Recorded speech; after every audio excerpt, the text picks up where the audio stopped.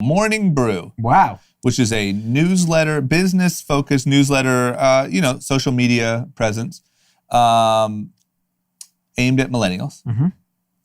They are apparently in talks to sell a controlling stake to Business Insider that would put their value at around $75 million.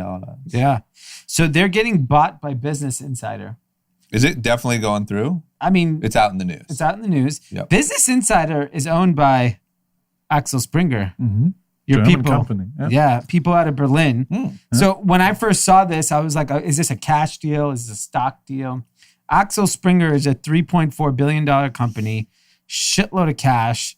So it might be there might be some real cash being thrown at this business. And Morning Brew to me is like the premier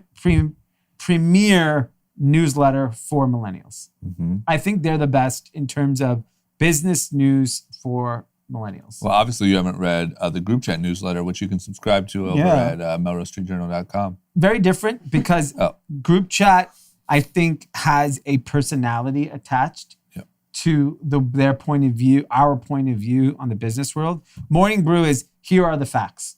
This is what's going on in the world. And there's not an opinion attached to their newsletter or their content they put out. Their team is incredible at Twitter. They put out great content. But, I would treat Morning Brew more like a digital CNBC than I would treat it like anything else. Pardon? Yeah, like the daily podcast a little bit. Yeah, exactly. It's a newsletter version but I don't think the business is that old. $75 million is a pretty big number for a media company. We know that a lot of these media companies have struggled to get exits or find, you take a Vice, you take BuzzFeed, because they raise too much money, they get too big, and then you're a $1 billion company that doesn't worth anything. Yeah. That's what I think is amazing is when you really look at it, I know that they're way more than this, but like selling a newsletter for $75 million is pretty crazy. I mean, that's what it is. It sounds like they do $20 million in revenue. And they're supposed to turn a profit this year. So it's a real business. Yeah, it's great. Okay. That just tells you, our price went up. Barstool, to me, is so undervalued. But I agree. I totally agree. But $20 million in revenue and just about to turn a profit? Yeah. So all that money is growth? But they must be spending a lot on growth. 50 employees. That's a big payroll.